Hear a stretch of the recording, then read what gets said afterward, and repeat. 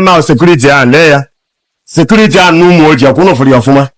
ọ security and ya n'ụmụ ojii ebe a Mathias jere jenye ego so ọ ma security and ya da mee interview ka ụwa niile wee mara na m bịaruru abịaru because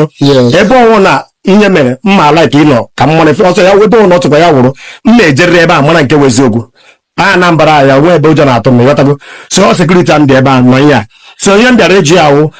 before that woman Mathias sịrị emecha tinye ha dị mmadụ ịtọ 10,000 that woman Mathias na-eme interview mgbe ahụ na moto mechaa rituo so ọ security ahụ ihe nọ that day ihe niile mere so achọrọ m iji security ama before that woman esi ebe ahụ pụọ jebe n'ụlọ ụka mgbe Mathias na-achọ ise ndị ego okwe aga biko achọrọ m ịjụ gị the woman enyere ego before pụọ ka ọ na-enyere ego nwere ego nyere woman before the woman apụọ agwa ego nyere before pụọ agwa nnu ihe polisi bụ kịta even ma gwa nnu ihe polisi gwa ma ọ sị na na-etinye nke na kamera even Mathias na-akpọ ya na fon si ya ihe a mere mana nwe nke mmemme nkwuo kịta ọ sị m ekwu na maka nkwue enwere ike ịchụ ya n'ebe ahụ ọ nọ maka ọ chọpụta na the thing ga viral na ọmadị na Mathias ga-etinye ya na netwọk ọmadị na ọ ga-etinye na Facebook so o nwekwazi ọzọ m na-egosi unu kịta wọchị anụ ihe nwaanyị a kwuru ebe a Mathias nọ wee rụọ ala ọ rụrụ wọchị anụ ihe nwaanyị a mma eme interview kịta kwuru nwaanyị ahụ nwaanyị ha na da woman jụrụ na ọma na Mathias 10,000 ha ncha nọ na the same prayer group wọchị anụ ya ka ụnụ na ife o kwuru ka ụnụ ma na Mathias wee ezigbote ekperima mana anyị kwuru na the thing ọ na-eme stop go anyị kwuru anyị ga-stop whether he like it or not and ndị be anyị na-ata eri ego ọ na-egwucha ndị mmụọ ọ na-egwu ha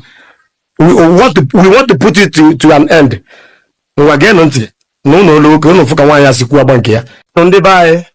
ụnụ n'anya kịta ebe anyị nọ tata ụmụ ojii ka anyị nọ onwe ụnụ m onye mbụ Ebudon TV ghọtago anyị bịa ka abịa mee nwanne anyị nwaanyị interview maka ihe Mathias bịara ebe a tụọrọ ndị mmadụ asị na o nyere ya ego ghọtago onye ahụ onye a na the woman nọ na the same prayer group ghọtago wetakwa bana ka ama na the same place ka anyị nọ ebe na ịwọchị aba na akịta ifu na ọ dị na that video Mathias mere video kwa ebe niile na video elu ebe anyị nọ ife anyị ebido akwụrụ fụrụ ya to confirm na ebe ahụ ka anyị nọ maka ndị ga-asị n'ụmụ ojii ka anyị nọ na that monastery n'ụmụ ojii tọn kwa nna so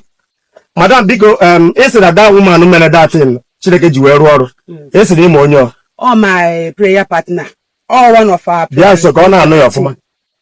esi na onye o so n'ofu onye n'ime our prayer group n'ụmụ ojii desert yes so that day Mathias bịara na-ekwu ihe a onye nwa bụ onye defend Christian faith yes wee sị ya na asị ọ na Chukwu na-eme exist wee ruo nwanne echi na Jehova ka bụ eze na so no werecha achọbazia ma onwere if there is any other one yes so no one ya dịka 1 naira ọbụla Mathias wetara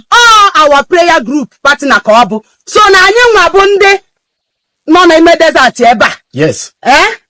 so wee tụkọrọ ya ego Trinity in One God prayer group that is name of our prayer group Trinity in One God prayer group n'ụmụ ojii monastery here biko ya were na nne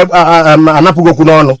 Mathias na-ekwu na o nyere na before the woman na-apụ ebe a na o nyere 10,000 naira o nyere the woman ego onye oshi ka ọ bụ onye oshi Mathias ọra sị na o nyere ego Mathias so na our prayer group okay anyị nwa bụ Trinity in One God prayer group anyị nwa bụ ihe tụkọrọ ego nye our sister ihe anyị ji wee nye the money bụ na anyị ji wee mee gịnị wee kwado ya n'ikwudosi ike n'okwukwe nke ndị ụka ikwudosi ike na Christian faith onye ka anyị ji wee tụkọ the money wee nye ya wee si ya ride on n'ihe o mere mee gịnị amaka Mathias mata whatever enwere mgbe o ji nye ya any 1 naira fagin ọ na-asị ka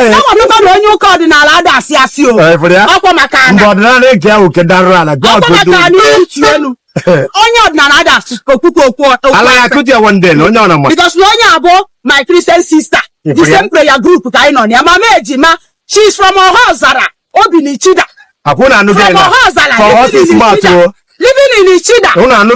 anyị nwaanyị thank you na-eme amaka Chineke nwere mmadụ anyị ma na-ekwuru na Bible n'oge nke ikpeazụ na anyị enwe antichrist na ndị anyị ma na anyị na-amalite n'ime Mathias ọ na-amalite n'ime onye bụ the antichrist anyị ga-emeri ya he is one of the antichrist so so much mgbe ya